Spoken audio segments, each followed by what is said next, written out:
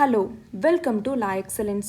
ఇవాల్టి వీడియోలో మనం ఈనాడు, సాక్షి మరియు నమస్తే తెలంగాణ పేపర్స్లోని ఇంపార్టెంట్ కరెంట్ అఫైర్స్ గురించి డిస్కస్ చేసుకుందాం.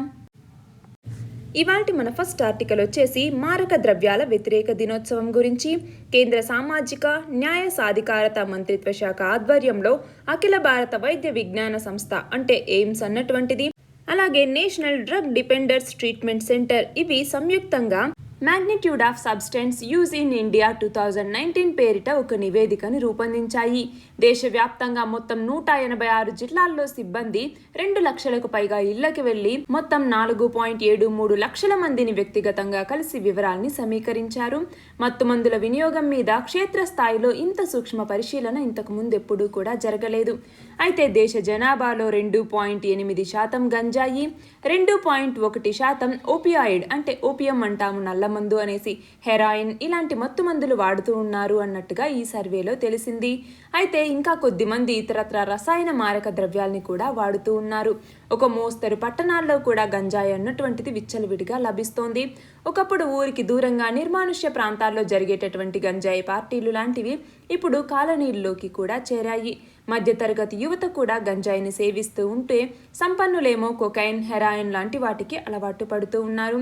కేవలం 2 వారాల వ్యవధిలోనే directorate of revenue intelligence DRI అన్నటువంటిది DRI అధికారులు శంషాబాద్ విమానాశ్రయంలో మొత్తం 97.5 కోట్ల విలువైనటువంటి హెరాయిన్ని పట్టుకున్నారు. అంటే పరిస్థితి ఎంత తీవ్రంగా ఉంది అన్నది మనం అర్థం చేసుకోవచ్చు. అంతేకాకుండా కొకైన్ అనేసి LSD లాంటివి పట్టుబడటం కూడా మామూలైపోయింది. మారక ద్రవ్యాలు వాడేవాళ్లు పెరుగుతూ ఉండటంతో అక్రమ మార్గాల్లో కూడా సరఫరా అనేది జరుగుతోంది. మారక ద్రవ్యాల వినియోగంలో మాత్రమే కాదు, మారక ద్రవ్యాల ఉత్పత్తిలో కూడా ఇండియా అన్నటువంటిది ముందు వరుసలోనే ఉంది. అంతేకాకుండా ప్రపంచ మారక ద్రవ్యాల నివేదిక 2020 ప్రకారం నల్లమందు, మార్ఫిన్, హెరాయిన్ ఎగుమతుల్లో మన దేశం నల్లమందుకు సంబంధించి 4వ స్థానంలో, మార్ఫిన్కి సంబంధించి 7వ స్థానంలో, హెరాయిన్కి సంబంధించి 12వ స్థానంలో నిలిచింది.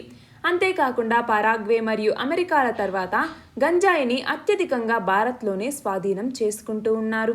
అటు గంజాయి సాగు, ఇటు రసాయన మారక ద్రవ్యాల ఉత్పత్తి, మరొక పక్క నేరుగా విదేశాల నుంచి దిగుమతి అవుతున్నటువంటి మత్తుమందులు, ఇలాంటి వాటి వల్ల తెలుగు రాష్ట్రాలు కూడా ప్రస్తుతం విలవిల్లాడుతూ ఉన్నాయి.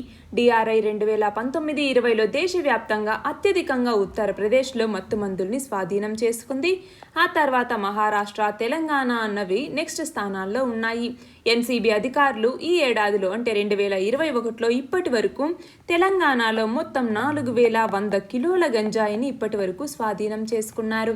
అంటే పరిస్థితి అనేది నానాటికి దిగజారిపోతూ ఉన్నా కూడా మారక ద్రవ్యాల్ని అడ్డుకోవాల్సినటువంటి దర్యాప్తు సంస్థలు మాత్రం సరిగ్గా పనిచేయటం లేదు. వాస్తవానికి మారక ద్రవ్యాల వ్యాప్తిని పూర్తిగా నిరోధించేందుకే కేంద్ర ప్రభుత్వం ప్రత్యేకంగా NCBని ఏర్పాటు చేసింది.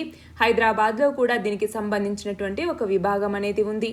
అయితే కనీస మౌలిక వసతులు కూడా ఇందులో అంతంత మాత్రంగానే కల్పిస్తూ ఉన్నారు.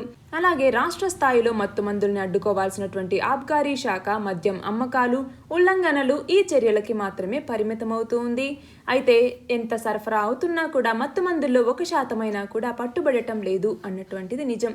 మారక ద్రవ్యాల నియంత్రణలో వివిధ భాగాల మధ్య సమన్వయం లేకపోవటం, ప్రత్యేక దృష్టి పెట్టే యంత్రాంగం లేకపోవటం, వీటి వల్ల వీటి సరఫరా అనేది ఎక్కువగా జరుగుతోంది.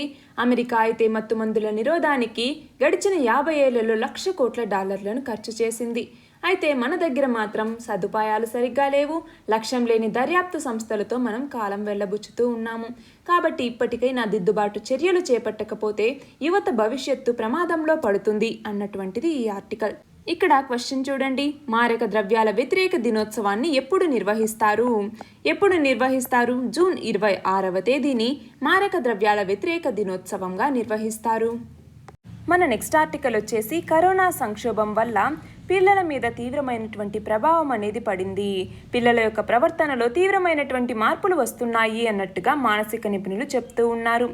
అయితే తల్లిదండ్రులే గురువులుగా మారి వాళ్ళలో శారీరక, మానసిక దృఢత్వాన్ని పెంచేందుకు ప్రయత్నించాలి అన్నట్టుగా నిపుణులు సూచిస్తూ ఉన్నారు. ఆటపాటల్లాంటివి లేకపోవటం, సరదాలు లేకపోవటం, స్నేహితులు, ఉపాధ్యాయులు, బంధువుల బంధాలు ఇలాంటివన్నీ లేకపోవటం చిన్నారుల్లో ఆందోళనకి కారణమవుతూ ఉన్నాయి. పాఠశాలల్లో సహజంగా ఉండాల్సినటువంటి శారీరక మానసిక వికాసం ఇవన్నీ కూడా కుంటుపడుతున్నాయి. అలాగే తిండి నిద్ర వేళల్లో ఇంతకు ముందు లేనటువంటి మార్పులు కూడా వచ్చాయి. స్నేహితులు దూరం కావటంతో స్మార్ట్ ఫోన్లతోనే కాలం గడుపుతూ ఉన్నారు. కాబట్టి వాళ్ళలో బద్ధకం కూడా పెరిగిపోయింది. ఇలాంటి సున్నితమైనటువంటి సమస్యల్ని ఎవరితో పంచుకోవాలో తెలియక, పరిష్కారం కనిపించక వాళ్ళు మనోవేదనకి గురవుతున్నారు అన్నట్టుగా చెప్తున్నారు. కోవిడ్ నిబంధనల పట్ల నిర్లక్ష్యం అనేది కనుక వహిస్తే ప్రపంచవ్యాప్తంగా ప్రతి నిమిషం నలుగురి కన్నా ఎక్కువ మంది పిల్లల ప్రాణాలకి హాని అనేది ఉంది అన్నట్టుగా యూనిసెఫ్ యొక్క పరిశోధన తేల్చి చెప్పింది. 5 ఏళ్లలోపు చిన్నారుల్లో ప్రతిరోజు కూడా 6,000 మంది మరణం అంచుల దాకా వెళ్లే ప్రమాదం ఉంది అన్నట్టుగా హెచ్చరించింది. అయితే తల్లిదండ్రుల్ని కలవరపెడుతున్నటువంటి మరొక అంశం కరోనా యొక్క 3వ దశ వ్యాప్తి. చిన్నారుల్లో రోగ నిరోధక శక్తి ఎక్కువగా ఉండటం వల్ల వాళ్ళలో బ్యాక్టీరియా, వైరస్ ఎక్కువ కాలం నిలిచి ఉండవు. యాంటీ ఇన్ఫ్లమేటరీ, యాంటీ ఆక్సిడేటివ్ లక్షణాలు ఉన్నటువంటి మెలటోనిన్ హార్మోన్ పిల్లల్లో అధిక స్థాయిలో ఉంటుంది. 5 ఏళ్ల వరకు పోలియో చుక్కలు వేయటం వల్ల వాళ్ళకి కావాల్సినటువంటి యాంటీబాడీలు అనేవి పెంపొందుతూ ఉంటాయి. ఈ కారణాల వల్ల వాళ్ళకి వైరస్ సోకేటటువంటి ప్రమాదం తక్కువగా ఉంటుంది అన్నట్టుగా వైద్యులు చెప్తున్నారు. అయితే పెద్దలు ఎలాంటి జాగ్రత్తలు తీసుకుంటారో పిల్లలు కూడా వాటిని పాటిస్తే 3వ దశ వచ్చినా రాకున్నా కూడా పిల్లలు క్షేమంగా ఉంటారు అన్నట్టుగా ఇక్కడ ఆర్టికల్. ఇక్కడ క్వశ్చన్ చూడండి. మన దేశంలో డిజిటల్ విద్యకి సంబంధించినటువంటి సమస్యలను గురించి తెలపండి. ఏమేం సమస్యలున్నాయి? ఒకటి వచ్చేసి ప్రాపర్ స్టడీ రూమ్ అన్నటువంటిది లేదు పిల్లలకి. అంటే 2011 సెన్సస్ ప్రకారం 71% హౌస్ హోల్డ్లో 2 లేదా 3 మెంబర్స్ ఒకటే, అంటే 2 రూములు లేదా ఇంకా తక్కువ ప్లేసెస్లోనే అడ్జస్ట్ అవుతూ ఉన్నారు. అలాంటి సిచ్యువేషన్లో ఆ చిల్డ్రన్ వాళ్ళకి అన్డిస్టర్బ్డ్ అంబియన్స్ అనేది ఎలా ఉంటుంది వాళ్ళకి చదువుకోవటానికి అన్నటువంటిది పెద్ద క్వశ్చన్. ఇక రెండవది వచ్చేసరికి ఇంటర్నెట్ గురించి. ఇంటర్నెట్ పెనట్రేషన్ అన్నటువంటిది సరిగ్గా లేదు. నేషనల్ శాంపిల్ సర్వే డేటా ప్రకారం చూస్తే కేవలం 42% అర్బన్, 15% రూరల్ హౌస్ హోల్డ్కే ఇంటర్నెట్ యాక్సెస్ అనేది ఉంది. అలాగే 34% మంది అర్బన్, 11% మంది రూరల్ పర్సన్స్ ఇంటర్నెట్ని వాడుతూ ఉన్నారు అన్నట్టుగా చెప్పటం జరిగింది. అంతేకాకుండా 2/3 వంతు పిల్లలు ఆన్లైన్ ఎడ్యుకేషన్ ప్రాసెస్కి దూరంగా ఉన్నారు అన్నట్టుగా చెప్పటం జరిగింది. దాంతో అంతకు మించి రూరల్ మరియు పూర్ పాపులేషన్ ఎవరైతే ఉన్నారో వాళ్ళ మీద వర్స్ట్ ఎఫెక్ట్ అనేది పడుతోంది అన్నట్టుగా చెప్పటం జరిగింది. అలాగే ఇంటర్నెట్ ఒకవేళ కనెక్షన్ ఉన్నా కూడా ఇంటర్నెట్ స్పీడ్ అన్నటువంటిది సరిగ్గా లేకపోవటం, అంటే వాళ్ళకి క్లాసెస్కి తగినంత ఇంటర్నెట్ స్పీడ్ అనేది లేకపోవటం, అంటే ఆన్లైన్ వీడియో లెక్చర్స్ వినేంతగా హై స్పీడ్ అలాగే స్టేబుల్ ఇంటర్నెట్ కనెక్షన్ అనేది ఉండటం లేదు. అంతేకాకుండా ఎడ్యుకేషన్కి సంబంధించి, పర్టికులర్గా డిజిటల్ ఎడ్యుకేషన్కి సంబంధించి ఒక స్టాండర్డ్ పాలసీ అన్నటువంటిది లేకపోవటం. డిజిటల్ ఎడ్యుకేషన్ అంటే టీచర్స్ ఇంటర్నెట్ని యూజ్ చేసి బ్లాక్ బోర్డ్స్తో లెక్చర్స్ ఇవ్వటం మాత్రమే కాదు, దాంట్లో అప్రాప్రియేట్ ప్లాట్ఫామ్స్ని క్రియేట్ చేయాలి, అప్రాప్రియేట్ టెక్నాలజీస్ని వాడాలి, అలాగే దానికి సంబంధించిన టూల్స్, ఇంటరాక్టివిటీ, క్యూరేషన్, కంటెంట్ ఇలా చాలా ఉంటాయి. మన దగ్గర డిజిటల్ ఎడ్యుకేషన్కి సంబంధించి, ఇన్ఫ్రాస్ట్రక్చర్కి సంబంధించి, కంటెంట్కి సంబంధించి, మల్టిపుల్ లాంగ్వేజెస్ యొక్క ఇంటరాక్షన్, వీటన్నింటితో కూడా ఒక ప్రాపర్ పాలసీ అన్నటువంటిది లేదు. ఇంతేనా? ఇంకా ఏమేమి ఉన్నాయి? సోషల్ కొహెషన్ అన్నటువంటిది మన దగ్గర సరిగా లేదు. అంటే ఏంటి? పబ్లిక్ ఎడ్యుకేషనల్ ఇన్స్టిట్యూషన్స్ ఏవైతే ఉన్నాయో ఇవి సోషల్ ఇంక్లూజన్కి సంబంధించి అలాగే రిలేటివ్ ఈక్వాలిటీకి సంబంధించి ఒక ఇంపార్టెంట్ రోల్ని ప్లే చేస్తూ ఉంటాయి. అంతేకాకుండా అన్ని జెండర్స్, క్లాసెస్, క్యాస్ట్ మరియు కమ్యూనిటీ ఇవన్నీ కూడా ఒక చోట అసెంబ్ల్ అయ్యేటటువంటి ఎడ్యుకేషనల్ ఇన్స్టిట్యూషన్స్ ఏవైతే ఉన్నాయో ఇవి ఇప్పుడు ఆన్లైన్ ఎడ్యుకేషన్ వైపుగా వెళ్తూ ఉన్నప్పుడు ఆ క్రిటికల్ లెర్నింగ్ అనేటటువంటిది వాళ్ళకి సరిగ్గా సప్లిమెంట్ అవ్వట్లేదు ఈ ఆన్లైన్ ఎడ్యుకేషన్ ద్వారా. అలాగే ఇంకా ఏమేం ప్రాబ్లమ్స్ ఉన్నాయి? టీచర్ ట్రైనింగ్, ఇది ఇంపార్టెంట్ ప్రాబ్లం అన్నమాట. టీచర్ ట్రైనింగ్కి సంబంధించి ప్రాబ్లం ఏంటి అంటే చాలా టీచర్స్ కూడా మెంటల్, ఎమోషనల్, సోషల్ హెల్త్ని చిల్డ్రన్కి సంబంధించి స్కూల్స్లో అబ్జర్వ్ చేస్తూ ఉంటారు. అంటే స్కూలింగ్ అన్నటువంటిది మనకి ఒక ఎమోషనల్, సోషల్, బిహేవియర్ హెల్త్ని చిల్డ్రన్లో ఇంపాక్ట్ చేస్తూ ఉంటుంది. అయితే సోషల్ డిస్టాన్సింగ్ వల్ల అలాగే ఆన్లైన్ మీడియంస్ వల్ల ఈ లెర్నింగ్స్ అనేటటువంటిది ఆ పిల్లల్లో ఇన్కల్కేట్ అవ్వట్లేదు. ఇది చాలా ప్రాబ్లంగా తయారవుతుంది. ఇది మాత్రమేనా? ఇంకా ఏమేం ప్రాబ్లమ్స్ ఉన్నాయి? పేరెంటింగ్ ఇష్యూస్ అనేవి కూడా ఉన్నాయి.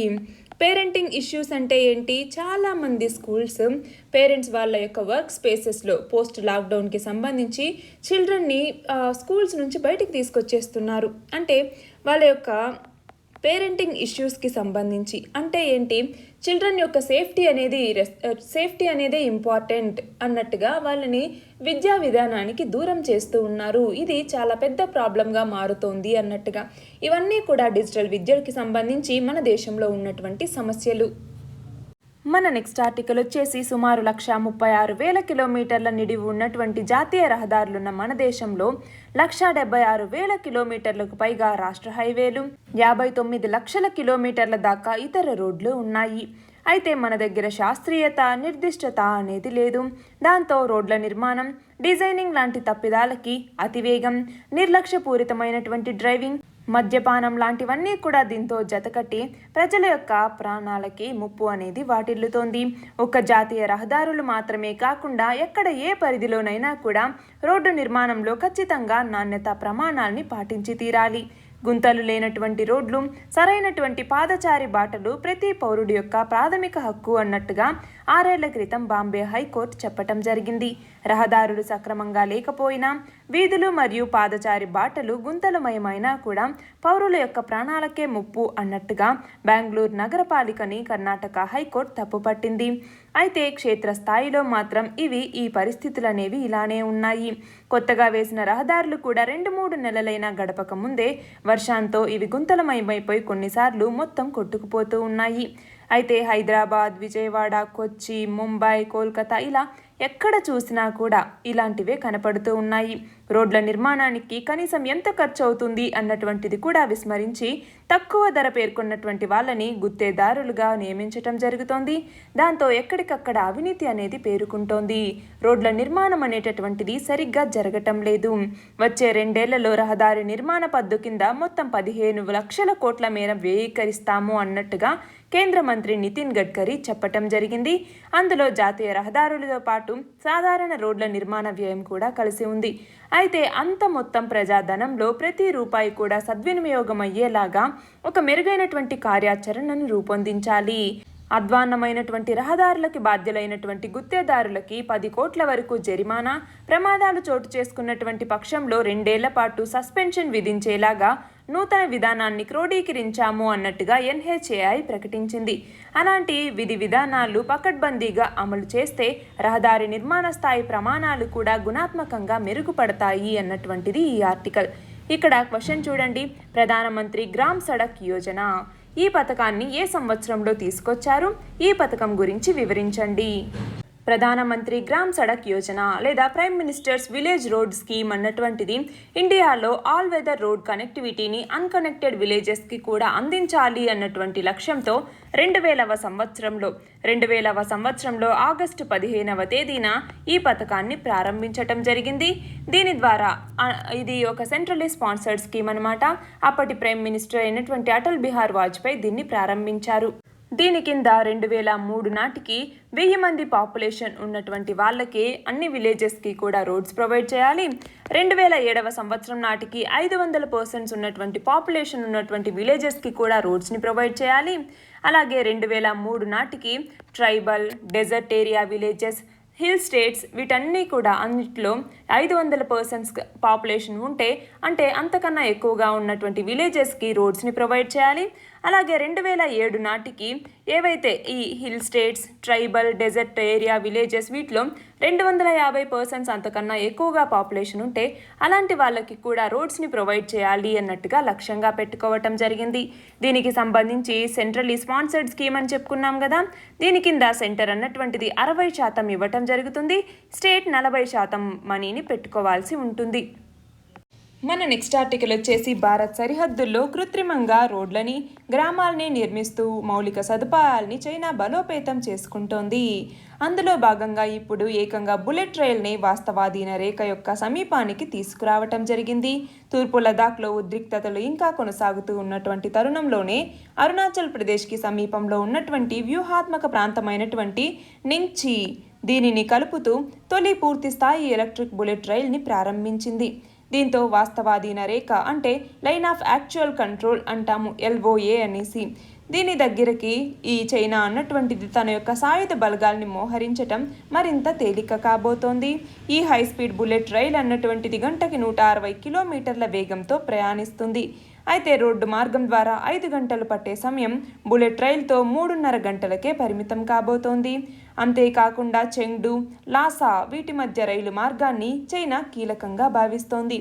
ప్రస్తుతం చైనాలో ఉన్నటువంటి సివాచిన్ ప్రావిన్స్లో ఉన్నటువంటి చెంగ్డూని దీనికి కలపబోతోంది. ప్రస్తుతం నింగ్చి, చెంగ్డు మధ్య ఈ నిర్మాణం అనేది జరుగుతోంది. ఇది పూర్తయితే ప్రస్తుతం లాసా నింగ్చిలో దీన్ని ప్రారంభించింది కదా, ఇక నింగ్చి మరియు చెంగ్డూల మధ్య ప్రయాణ సమయం అనేది తగ్గబోతోంది. మొత్తం 48 గంటల నుంచి 13 గంటలకి ప్రయాణ సమయం అనేది తగ్గుతుంది. ఇక్కడ క్వశ్చన్ చూడండి, భారత సరిహద్దులకి దగ్గరగా చైనా ఏ మార్గంలో ఇటీవల బుల్లెట్ రైల్ని ప్రారంభించింది? లాసా నింగ్చి మార్గంలో చైనా బుల్లెట్ రైల్ని ప్రారంభించింది. మన నెక్స్ట్ ఆర్టికల్ వచ్చేసి దేశీయంగా అభివృద్ధి చేసినటువంటి 2 రకాల రాకెట్లని DRDO రక్షణ పరిశోధన అభివృద్ధి సంస్థ అన్నటువంటిది విజయవంతంగా పరీక్షించింది. ఒడిశాలో ఉన్నటువంటి చాందీపూర్లో ఉన్న ప్రయోగ వేదిక దగ్గర ఈ పరీక్షలు అనేవి జరిగాయి. పినాకా రాకెట్కి సంబంధించినటువంటి మెరుగైన వర్షన్ని భిన్న లక్ష్యాల మీద ప్రయోగించారు. మొత్తం 25 ఎన్హాన్స్డ్ పినాకాల్ని పరీక్షించారు. ఈ రాకెట్ల పరిధిని పెంచడం వల్ల 45 కిలోమీటర్ల దూరంలో ఉన్నటువంటి లక్ష్యాల్ని ఛేదించే సామర్థ్యాన్ని ఇవి సొంతం చేసుకున్నాయి. అలాగే 122 mm క్యాలిబర్ రాకెట్కి సంబంధించిన మెరుగైన వర్షన్లని కూడా శాస్త్రవేత్తలు విజయవంతంగా పరీక్షించారు. ఇందులో భాగంగా బహుళ ప్రయోగ లాంచర్ నుంచి 4 రాకెట్లను ప్రయోగించారు. పినాకా 122 mm రాకెట్ల గమనాన్ని టెలిమెట్రీ, రాడార్ మరియు ఎలక్ట్రో ఆప్టికల్ ట్రాకింగ్ వ్యవస్థలతో పరీక్షించారు. ప్రయోగ లక్ష్యాలన్నీ కూడా నెరవేరాయి అన్నట్టుగా ఇక్కడ అధికారులు చెప్పటం జరిగింది. క్వశ్చన్ చూడండి, ఎన్హాన్స్డ్ పినాకా మిసైల్ సిస్టమ్ గురించి తెలపండి. పినాకా మిసైల్స్కి సంబంధించి పినాకా MK1 అన్నటువంటి సిస్టమ్ని DRDO అన్నటువంటిది డెవలప్ చేయటం జరిగింది. దీనికి సంబంధించి ఎవరు? పూణే బేస్డ్ DRDO ల్యాబొరేటరీస్ అన్నటువంటిది armament research and development establishment. DRDO అన్నటువంటిది ఆర్మమెంట్ రీసెర్చ్ డెవలప్మెంట్ ఎస్టాబ్లిష్మెంట్, అలాగే high energy materials research laboratory వీటితో కలిసి ఈ పినాకా M1 మిసైల్ సిస్టమ్ని డెవలప్ చేయటం జరిగింది. ఇందులో enhanced Pinaka M1 missile system కూడా ఉంది. అంటే పినాకా M1 మిసైల్ సిస్టమ్కి సంబంధించి దాన్ని రీప్లేస్ చేస్తూ ఈ ఎన్హాన్స్డ్ పినాకా M1 మిసైల్ సిస్టమ్ని తీసుకురావటం జరిగింది, MK1 మిసైల్ సిస్టమ్ని. దీనిని ప్రస్తుతం ఇండియన్ ఆర్మీతో పాటు ఇండియన్ ఫ్రాంటియర్స్లో అంటే చైనా, పాకిస్తాన్ లాంటి ఇండియన్ ఫ్రాంటియర్స్లో కూడా దీన్ని యూజ్ చేస్తూ ఉన్నారు.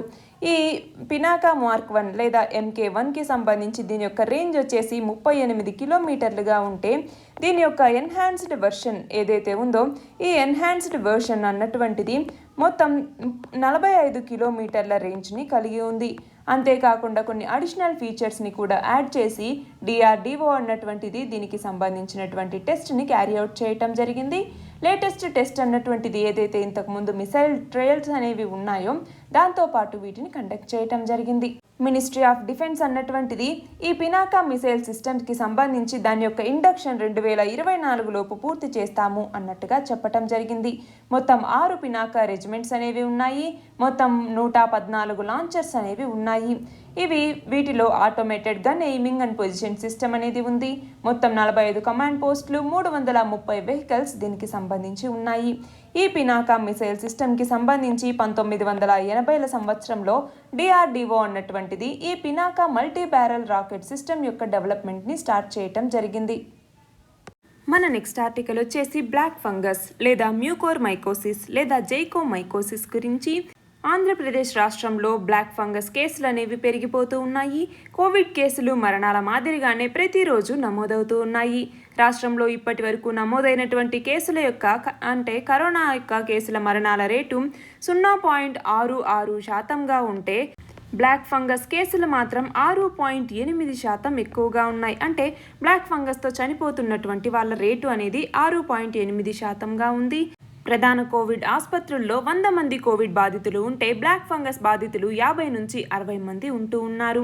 అలాగే మొత్తం 3215 బ్లాక్ ఫంగస్ కేసులు ఇప్పటి వరకు నమోదయ్యాయి. వీళ్ళలో 1494 మంది ప్రస్తుతం చికిత్స పొందుతూ ఉన్నారు. ఇక్కడ చూడండి, జూన్ 7 నాటికి కేసులు 1627గా ఉంటే మరణాలు 103గా ఉన్నాయి. జూన్ 25 నాటికి వచ్చేసరికి మొత్తం కేసులు 3215కు చేరాయి. మరణాలు 240కి పెరిగాయి. ఇక్కడ క్వశ్చన్ చూడండి, మ్యూకోర్మైకోసిస్ గురించి వివరించండి. మ్యూకోర్మైకోసిస్ అన్నటువంటిది ఒక ఫంగల్ ఇన్ఫెక్షన్. అది మనకు కూడా తెలుసు.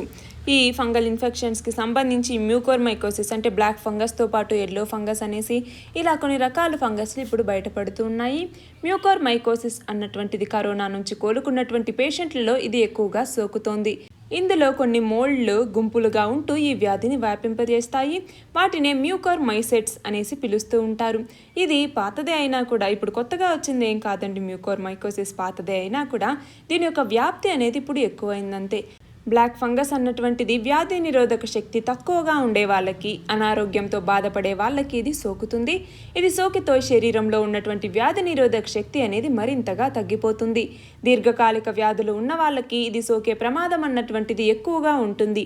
అలాగే వొరికొనజోల్ మందులు వాడుతున్న వాళ్ళకి, డయాబెటీస్ ఎక్కువగా ఉన్నటువంటి వాళ్ళకి, స్టెరాయిడ్లు వాడే వాళ్ళకి, ఐసీయూలో ఎక్కువ కాలం ఉండే వాళ్ళకి కూడా ఈ మ్యూకోర్మైకోసిస్ అన్నటువంటిది ఎక్కువగా కనపడుతోంది. మన నెక్స్ట్ ఆర్టికల్ వచ్చేసి రాయలసీమ ఎత్తిపోతల పథకానికి సంబంధించి ఇచ్చినటువంటి హామీని ఉల్లంఘిస్తే చర్యలు అనేవి తప్పవు అన్నట్టుగా జాతీయ హరిత ట్రిబ్యునల్ ఎన్జీటీ అన్నటువంటిది ఆంధ్రప్రదేశ్ రాష్ట్ర ప్రభుత్వానికి స్పష్టం చేసింది. ఒకవేళ కోర్టు ధిక్కరణకు గనక పాల్పడినట్లు రుజువైతే దీనికి హామీ ఇచ్చినటువంటి ఆంధ్రప్రదేశ్ రాష్ట్ర ప్రభుత్వ ప్రధాన కార్యదర్శిని ప్రాసిక్యూట్ చేసి జైలుకు కూడా పంపిస్తాము. ఎవరు ఉత్తర్వులను ఉల్లంఘించినా కూడా ఇవి తప్పదు అన్నట్టుగా పేర్కొంది. అంతేకాకుండా ఈ రాయలసీమ ఎత్తిపోతల పథకంలో పనులకు సంబంధించి ఒక తాజా నివేదికని సమర్పించాలి అన్నట్టుగా ప్రాంతీయ అటవీ పర్యావరణ శాఖకి కృష్ణా నది యాజమాన్యం ఒక ఆదేశాన్ని ఇవ్వటం జరిగింది. ఇక్కడ క్వశ్చన్ చూడండి, రాయలసీమ ఎత్తిపోతల పథకాన్ని గురించి వివరించండి. రాయలసీమ ఎత్తిపోతల పథకం, దీనికి సంబంధించి కృష్ణా నదిలో ఫ్లడ్ వాటర్ ఏవైతే వస్తాయో, అంటే రెయిన్స్ ఎక్కువగా ఉన్నప్పుడు ఫ్లడ్ డేస్లో వచ్చేటటువంటి వాటర్ని డ్రాట్ ప్రోన్ ఏరియాస్ ఏవైతే ఉంటాయో అలాంటి ఏరియాస్లో వాళ్ళకి డ్రింకింగ్ వాటర్ని అందించాలి అన్నటువంటి లక్ష్యంతో ఆంధ్రప్రదేశ్ ప్రభుత్వం ఈ రాయలసీమ ఎత్తిపోతల పథకం అన్నటువంటి దాన్ని తీసుకురావటం జరిగింది. ఈ స్కీమ్ కింద ఏదైతే శ్రీశైలం రిజర్వాయర్ కింద పోతిరెడ్డిపాడు హెడ్ రెగ్యులేటర్ ఏదైతే ఉందో పీఆర్పీ అంటాం, ఈ పోతిరెడ్డిపాడు హెడ్ రెగ్యులేటర్ నుంచి శ్రీశైలం ప్రాజెక్టు ద్వారా ఫ్లడ్ వాటర్ని ఈ స్కీమ్ కింద యూటిలైజ్ చేసుకుంటారు. దీనికి సంబంధించి టీజీపీ అనేసి, ఎస్ఆర్బీసీ, జిఎన్ఎస్ఎస్ వీటన్నింటికీ కూడా మొత్తం 86 టీఎంసీ వాటర్ని, అది కూడా 854 ఫీట్ లెవెల్లో వీటిని యూటిలైజ్ చేసుకోవటం జరుగుతుంది. రాయలసీమ లిఫ్ట్ అన్నటువంటిది 800 నుంచి 850 ఫీట్ లెవెల్ వరకు రోజుకి 3 టీఎంసీల చొప్పున ఒక రోజుకి ఇందులో నుంచి ఎత్తిపోయటం జరుగుతుంది.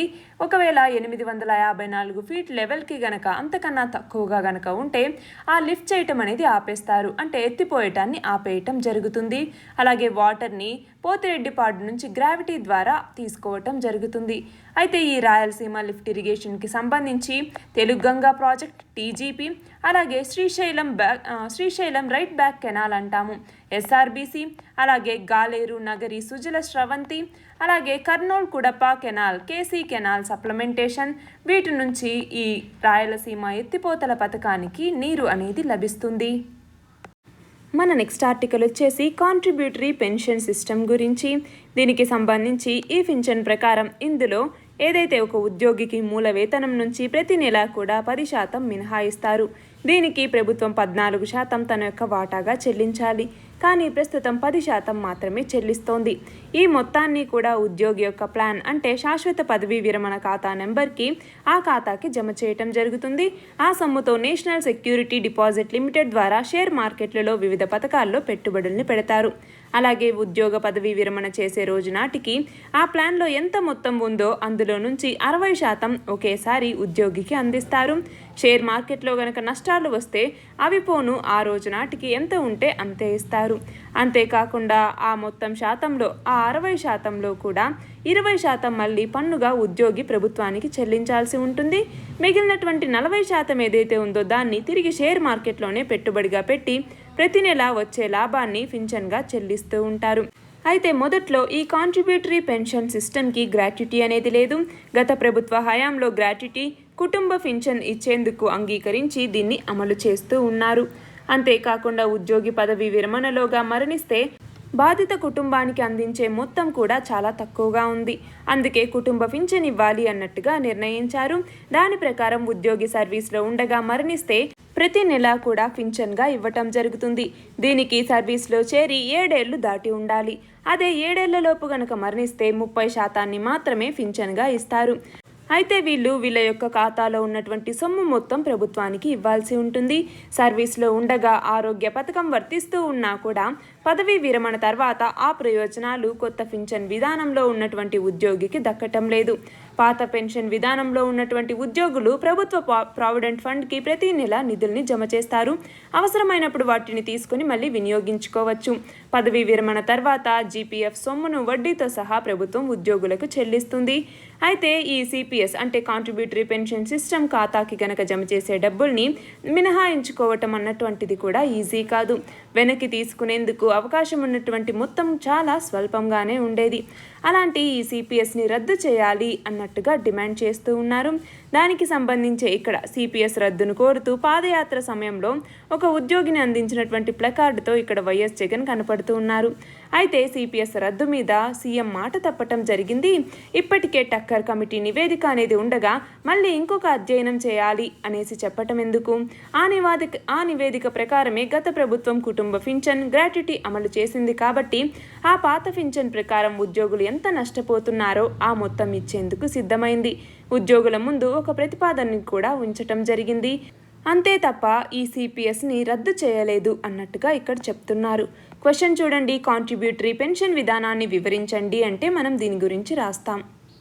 మన నెక్స్ట్ ఆర్టికల్ వచ్చేసి విజిలెన్స్ కమిషనర్ అయినటువంటి సురేష్ ఎన్ పటేల్ ఈయన తాత్కాలిక కేంద్ర నిఘా కమిషనర్గా నియమితులయ్యారు. కేంద్ర సిబ్బంది శిక్షణ వ్యవహారాల శాఖ దీనికి సంబంధించినటువంటి ప్రకటనను విడుదల చేసింది. సెంట్రల్ విజిలెన్స్ కమిషనర్గా సంజయ్ కొఠారి యొక్క పదవీ కాలం ముగిసినటువంటి నేపథ్యంలో సురేష్ ఎన్ పటేల్కి రాష్ట్రపతి తాత్కాలికంగా ఈ బాధ్యతల్ని అప్పగించారు. నూతన సివిసి నియామకం జరిగే వరకు ఆయన ఈ పదవిలో కొనసాగుతారు. ఇక్కడ క్వశ్చన్ చూడండి, ఇటీవల తాత్కాలిక కేంద్ర నిఘా కమిషనర్గా ఎవరు నియమితులయ్యారు? సురేష్ ఎన్ పటేల్. మన నెక్స్ట్ ఆర్టికల్ వచ్చేసి పాకిస్తాన్ ఉగ్రవాదులకి ఇంకా ఆర్థిక సహాయాన్ని అందిస్తోంది అన్నట్టుగా ఫినాన్షియల్ యాక్షన్ టాస్క్ ఫోర్స్ అన్నటువంటిది ఆగ్రహం వ్యక్తం చేసింది. ఐక్యరాజ్య సమితి కూడా ఉగ్రవాదులుగా గుర్తించినటువంటి వారి మీద కూడా చర్యలు తీసుకోవటంలో పాకిస్తాన్ విఫలమైంది అన్నట్టుగా నిందించటం జరిగింది. అందుకే పాకిస్తాన్ని మేము గ్రే లిస్టులోనే ఉంచుతున్నాము అన్నట్టుగా ప్రకటించింది.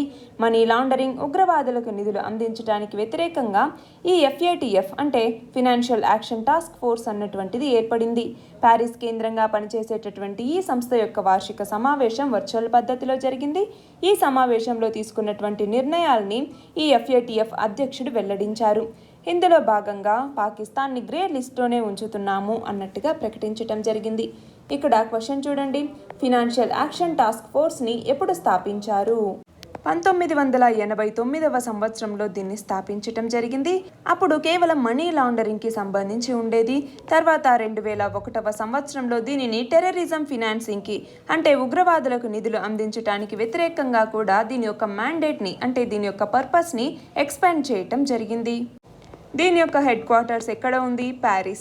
ప్యారిస్లో దీని యొక్క హెడ్ క్వార్టర్స్ ఉంది. మన నెక్స్ట్ ఆర్టికల్ వచ్చేసి విద్యుత్ వాహనాల యొక్క తయారీ మరియు వినియోగాన్ని వేగవంతం చేసేందుకు ఏదైతే ఫేమ్ అన్నటువంటి పథకాన్ని తీసుకొచ్చారో ఈ ఫేమ్ యొక్క 2వ దశ అమలు గడువుని ఇంకో 2 ఏళ్ల పాటు పొడిగిస్తూ ప్రభుత్వం ఆదేశాలను జారీ చేసింది. 2019 ఏప్రిల్ 1 నుంచి ఈ ఫేమ్ పథకం అందుబాటులోకి వచ్చింది. అయితే 2022 మార్చి 31కి ఇది ముగుస్తుందన్నమాట. అయితే దీని యొక్క 2వ దశని 2024 మార్చి 31 వరకు అంటే 2 ఏళ్లకి పొడిగిస్తున్నాము అన్నట్టుగా ప్రభుత్వం తెలిపింది. కరోనా పరిణామాల వల్ల ఎదురైనటువంటి ఆటంకాలని అధిగమించేందుకే ఈ పొడిగింపును తీసుకొచ్చారు. ఇక్కడ క్వశ్చన్ చూడండి, ఫేమ్ పథకం గురించి వివరించండి. ఫేమ్ అంటే ఏంటి? Faster adoption of manufacturing of electrical vehicles అంటాము.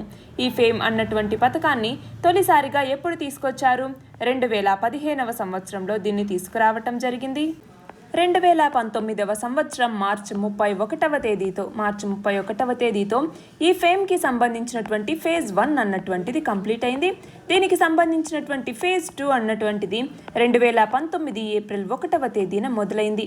అయితే అది 2022 మార్చి 31కి ముగియాలి. అయితే దీన్ని ఎక్స్టెండ్ చేసి 2024వ సంవత్సరం మార్చి 31వ తేదీ వరకు దీన్ని పొడిగించటం జరిగింది. దీని కింద హైబ్రిడ్ మరియు ఎలక్ట్రిక్ టెక్నాలజీస్ అన్నీ కూడా ఈ స్కీమ్ కింద, ఈ ఫేమ్ ఇండియా స్కీమ్ కింద కవర్ అవుతాయి. అందులో mild hybrid, strong hybrid, plug in hybrid, battery electrical vehicles ఇవన్నీ కూడా ఇందులో ఇంక్లూడ్ అయి ఉంటాయి. దీనికి సంబంధించి మానిటరింగ్ అథారిటీ ఎవరు? Department of heavy industries. Department of heavy industries అన్నటువంటిది ఎవరి కింద పనిచేస్తుంది? Ministry of heavy industries and public enterprises. దీని కింద పనిచేసేటటువంటి డిపార్ట్మెంట్ ఆఫ్ హెవీ ఇండస్ట్రీస్ అన్నటువంటిది ఈ ఫేమ్ ఇండియా స్కీమ్కి సంబంధించి మానిటరింగ్ అథారిటీగా పనిచేస్తుంది. ఇందులో technology development, demand creation, pilot projects, అలాగే ఛార్జింగ్ ఇన్ఫ్రాస్ట్రక్చర్ ఈ 4 ఏరియాస్ మీద ఫోకస్ చేస్తుంది ఈ ఫేమ్ ఇండియా స్కీమ్ అన్నటువంటిది.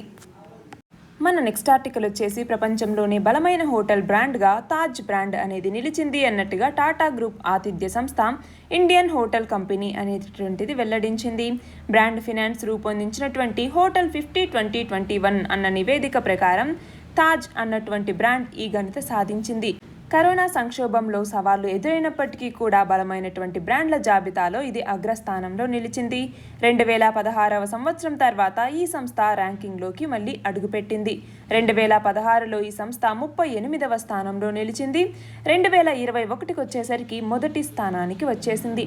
ప్రపంచంలోనే అత్యంత విలువైనటువంటి హోటల్ బ్రాండ్గా హిల్టన్ అనేది అవతరించింది. దీని యొక్క బ్రాండ్ విలువ 30% తగ్గి $7.6 బిలియన్ చేరినా కూడా అగ్రస్థానంలోనే ఉంది. హిల్టన్ పోటీ సంస్థ అయినటువంటి మ్యారియట్ అన్నటువంటిది 2వ స్థానం నుంచి 5వ స్థానానికి పడిపోయింది. అలాగే ఈసారి హయత్ అన్నటువంటిది 2వ స్థానాన్ని పొందింది. ఈ కంపెనీ విలువ 4% పెరిగింది. అలాగే అగ్రగామి 50 హోటల్ బ్రాండ్ల మొత్తం విలువ 2020లో నమోదైనటువంటి $70.2 బిలియన్ నుంచి 33% తగ్గి $47.4 బిలియన్ పరిమితమైంది. ఇక్కడ క్వశ్చన్ చూడండి. బ్రాండ్ ఫైనాన్స్ రూపొందించిన హోటల్స్ 50-20-21 నివేదిక ప్రకారం ప్రపంచంలోనే బలమైన హోటల్ బ్రాండ్గా ఏ బ్రాండ్ నిలిచింది? తాజ్ బ్రాండ్ నిలిచింది. మన నెక్స్ట్ ఆర్టికల్ వచ్చేసి ప్రస్తుతం దేశంలో అత్యధికంగా సంక్రమిస్తున్నటువంటి డెల్టా రకం కరోనా వైరస్లతో పాటు ఆల్ఫా, బీటా, గామా వేరియంట్ల మీద కూడా కోవాక్సిన్ మరియు కోవిషీల్డ్ టీకాలు 2 ప్రభావవంతంగా పనిచేస్తున్నాయి అన్నట్టుగా భారత వైద్య పరిశోధనా మండలి అంటే ICMR డైరెక్టర్ జనరల్ చెప్పటం జరిగింది. రీసెంట్గా డెల్టా ప్లస్ రకం ఏదైతే ఉందో ఈ రకం వైరస్ మీద కూడా వీటి ప్రభావం విషయం మీద ప్రస్తుతం అధ్యయనాలు జరుగుతూ ఉన్నాయి. కోవాక్సిన్ టీకా కరోనా యొక్క తొలి రకం మీద ఎంత సమర్థంగా పనిచేస్తోందో అదే స్థాయిలో ఆల్ఫా రకం వైరస్ మీద కూడా పనిచేస్తోంది అన్నట్టుగా చెప్తూ ఉన్నారు. అయితే ఈ ఆల్ఫా రకం మీద కోవిషీల్డ్ వ్యాక్సిన్ సామర్థ్యం కొంచెం తగ్గుతోంది. అయితే కొద్ది తేడాలు ఉన్నా కూడా కోవాక్సిన్, కోవిషీల్డ్లు ఆల్ఫా, బీటా, గామా, డెల్టా వైరస్ల మీద బాగా పనిచేస్తున్నట్టు తేలింది అన్నట్టుగా చెప్పటం జరిగింది. ఇక్కడ క్వశ్చన్ చూడండి. Alpha, beta, gamma, delta variants దేనికి సంబంధించినవి? SARS-CoV-2కి సంబంధించి ఏదైతే ఇప్పుడు 2వ దశ కరోనా అనేటటువంటిది విజృంభించిందో అందులో భాగంగా ఒక్కొక్క దేశంలో కనపడేటటువంటి ఒక్కొక్క వేరియంట్కి సంబంధించి వరల్డ్ హెల్త్ ఆర్గనైజేషన్ అన్నటువంటిది alpha, beta, gamma, delta variant అన్నట్టుగా పేర్లు పెట్టడం జరిగింది. మన నెక్స్ట్ ఆర్టికల్ వచ్చేసి ఆంధ్రప్రదేశ్కి సంబంధించి పాఠశాలల్లో పిల్లలందరికీ కూడా నాణ్యమైనటువంటి మరియు సమానమైనటువంటి మీడియం విద్యను అందించే విషయంలో ఆంధ్రప్రదేశ్ పాఠశాల విద్యా నమూనా అన్నటువంటిది బాగుంది అన్నట్టుగా ఇక్కడ చెప్తూ ఉన్నారు. ప్రైవేట్ రంగ విద్యని రద్దు చేసే అవకాశం లేదు కాబట్టి అన్ని పాఠశాలల్ని కూడా ఒకే స్థాయిలో నిర్వహించటం ఒక్కటే సరైన పద్ధతి. దానికోసమే రీసెంట్గా ఏదైతే ఆంధ్రప్రదేశ్ ప్రభుత్వం ఇంగ్లీష్ మీడియం స్కూళ్లను ప్రవేశపెట్టిందో ఆ పద్ధతి అనేది బాగుంది అన్నట్టుగా ఇక్కడ చెప్తూ ఉన్నారు. ప్రభుత్వ పాఠశాలల్లో ఇంగ్లీష్ మీడియం విద్యా బోధనకి గ్రామీణ, రైతు మరియు మధ్యతరగతి వర్గాల యొక్క తల్లిదండ్రుల మద్దతుకి సంబంధించి వాళ్ళందరూ కూడా మద్దతుని ఇస్తూ ఉన్నారు. ఎందుకంటే ఇంగ్లీష్ మీడియంలో విద్య పొందాలనుకునేటటువంటి పిల్లల హక్కుని కూడా ఏ కోర్టు వ్యతిరేకించదు. ఈ విషయాన్ని భారత సుప్రీంకోర్టు చాలా తీర్పుల్లో కూడా చెప్పటం జరిగింది. ఇంగ్లీష్ మీడియంలో విద్యా హక్కు అన్నటువంటిది ప్రైవేట్ రంగానికి మాత్రమే పరిమితమైనది కాదు. నరేంద్ర మోదీ ప్రభుత్వం తీసుకొచ్చినటువంటి నూతన విద్యా విధానం ఏదైతే ఉందో 2020లో తీసుకొచ్చినటువంటి ఈ విధానం కింద కూడా మెరుగైనటువంటి విద్యా నమూనా మీద కృషి చేసినప్పటికీ కూడా కేంద్ర ప్రభుత్వ భాషా విధానం అన్నటువంటిది ప్రైవేట్ ఇంగ్లీష్ మీడియం పాఠశాలల్లో తమ పిల్లల్ని చేర్పించలేనటువంటి గ్రామీణ పేద ప్రజానికానికి అంతర్జాతీయ స్థాయిలో పోటీ పడే స్థాయి విద్యని అందించటంలో తోడ్పడలేదు. అది మాత్రమే కాకుండా విద్యారంగంలో సరికొత్తగా అంటే ఒకవైపు రాష్ట్ర ప్రభుత్వం పాఠశాలల్లో ప్రాంతీయ భాషలో పాఠశాల విద్య విషయంలో వ్యవహరిస్తూ ఉంటే ఇంకోవైపున ఇంగ్లీష్ మీడియాన్ని కొనసాగించడానికి పెద్ద సంఖ్యలో ప్రైవేట్ పాఠశాలలు, కాలేజీలు మరియు విశ్వవిద్యాలయాల్ని అనుమతిస్తుంది ప్రభుత్వం. అయితే పాఠశాలల్లో పిల్లలందరికీ కూడా నాణ్యమైనటువంటి మరియు సమానమైనటువంటి మీడియం విద్యని అందించే విషయంలో మాత్రం ఈ తెలంగాణ పాఠశాల విద్యా నమూనా అన్నటువంటిది చాలా బాగా పనిచేస్తుంది. సంపన్నులు మాత్రమే చదవగలిగినటువంటి ప్రైవేట్ రంగ విద్యని రద్దు చేసే అవకాశం లేదు కాబట్టి అన్ని పాఠశాలల్ని ఒక స్థాయిలో నిర్వహించటం అన్నది కరెక్ట్ అన్నట్టుగా ఈ ఆర్టికల్లో చెప్తున్నారు. క్వశ్చన్ చూడండి, పిల్లల్ని బడికి పంపించే తల్లులకి విద్యా ఖర్చులకు గాను ఏపీ రాష్ట్ర ప్రభుత్వం ఏ పథకం కింద 15,000 రూపాయల ఆర్థిక సహాయాన్ని అందిస్తోంది? ఏ పథకం కింద? అమ్మ ఒడి అన్నటువంటి పథకం కింద ప్రతి సంవత్సరం 15,000 రూపాయల ఆర్థిక సహాయాన్ని అందిస్తోంది. ఇవాల్టి మన లాస్ట్ ఆర్టికల్ వచ్చేసి పారిశ్రామిక దిగ్గజమైనటువంటి ఎన్సిఎల్ గ్రూప్లో భాగమైనటువంటి ఎన్సిఎల్ డోర్ అన్నటువంటిది హైదరాబాద్లో తమ యొక్క ఎక్స్పీరియన్స్ సెంటర్ని ఆవిష్కరించింది. దీని ద్వారా ఆర్కిటెక్ట్లు, బిల్డర్లు, ఇతరత్రా కొనుగోలుదారులు ఫ్యాక్టరీ దాకా వెళ్లాల్సినటువంటి అవసరం లేకుండా తమ యొక్క ఉత్పత్తుల్ని ప్రత్యక్షంగా చూసి తెలుసుకునేందుకు ఇది ఉపయోగపడుతుంది అన్నట్టుగా ఈ ఎన్సిఎల్ ఇండస్ట్రీస్ ఎండి చెప్పడం జరిగింది. సుమారు గంటన్నర సేపు అగ్నిని నిరోధించగలిగేటటువంటి ఫైర్ రెసిస్టెంట్ డోర్తో సహా నాచురా లాంటి 4 సిరీస్కి చెందినటువంటి తలుపులు ఇందులో ఉన్నాయి అన్నట్టుగా ఈయన చెప్పటం జరిగింది. క్వశ్చన్ చూడండి, ఎన్సిఎల్లో భాగమైనటువంటి ఎన్సిఎల్ డోర్ సంస్థ తమ ఎక్స్పీరియన్స్ సెంటర్ని ఇటీవల ఎక్కడ ప్రారంభించింది? ఎక్కడ? హైదరాబాద్లో. నిన్నటి క్వశ్చన్ వచ్చేసి ఇటీవల కౌంటీ కోర్ట్ ఆఫ్ విక్టోరియాకి న్యాయమూర్తిగా నియమితులైన తొలి భారతీయుడు ఎవరు? పర్దీప్ సింగ్ తివానా. ఇవాల్టి క్వశ్చన్ వచ్చేసి అగ్రికల్చరల్ డైవర్సిఫికేషన్ స్కీమ్ 2021ని ఏ రాష్ట్ర ప్రభుత్వం ప్రారంభించింది? దీని ఆన్సర్ కమెంట్ సెక్షన్లో ఇవ్వండి. కరెక్ట్ ఆన్సర్ రేపటి వీడియోలో చూద్దాం. All the very best and thank you very much.